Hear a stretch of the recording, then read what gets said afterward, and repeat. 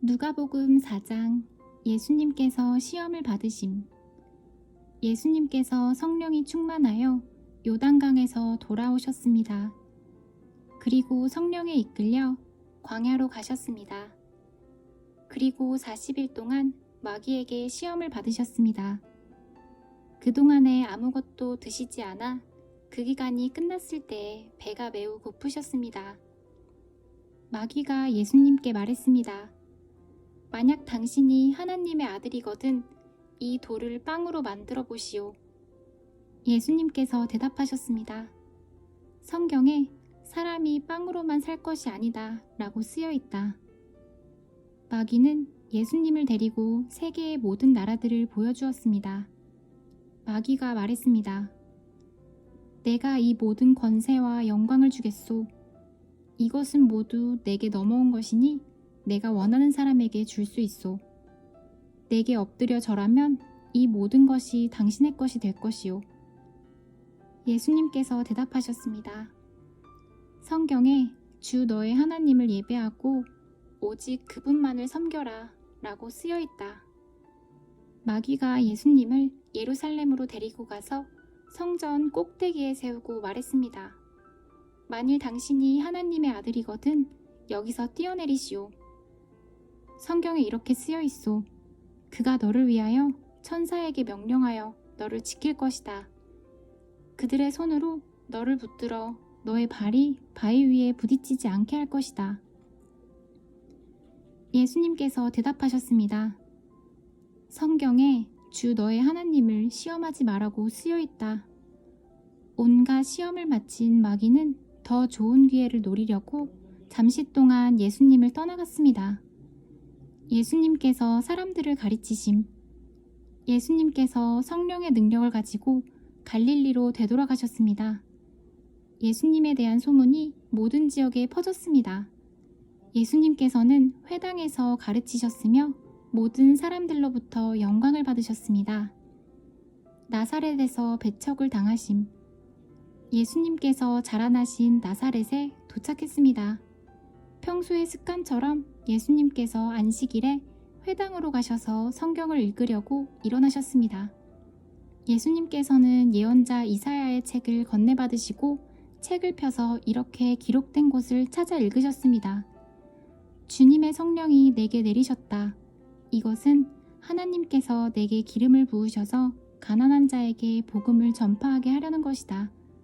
포로들에게 자유를 선포하고 못 보는 자들에게 다시 볼 수 있음을 선포하고 억눌린 사람들에게 해방을 선포하려고 나를 보내셨다.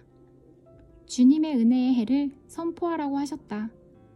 예수님께서 책을 덮으시고 시중 드는 사람에게 되돌려 주셨습니다.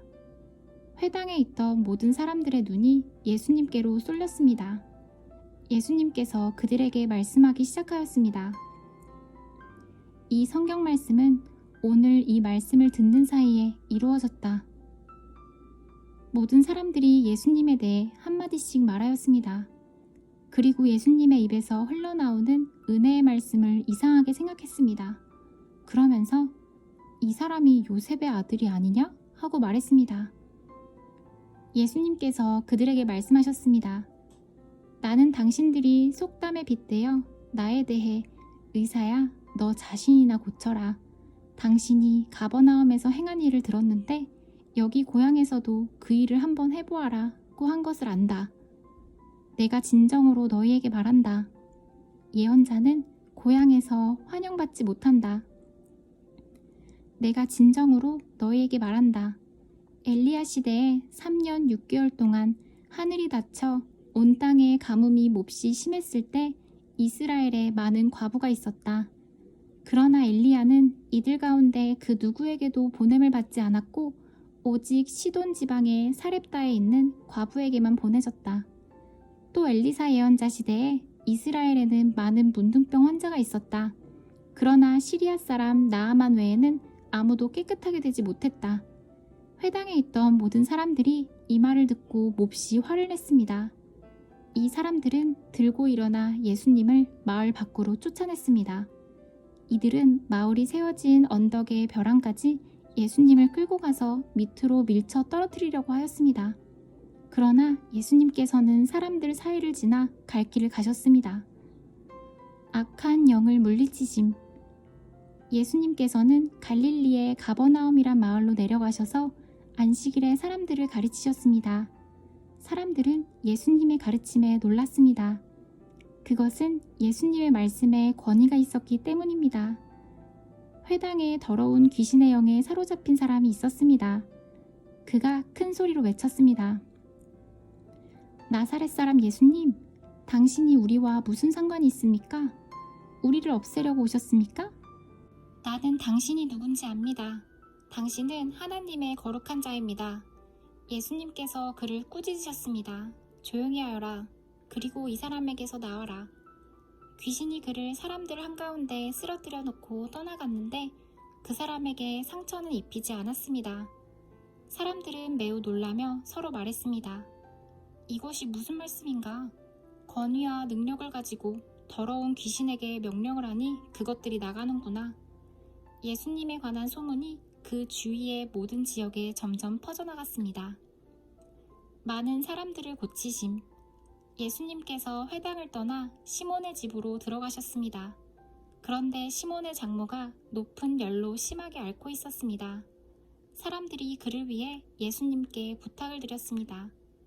예수님께서 시몬의 장모에게 가까이 다가가 보시고 열병을 꾸짖으셨습니다.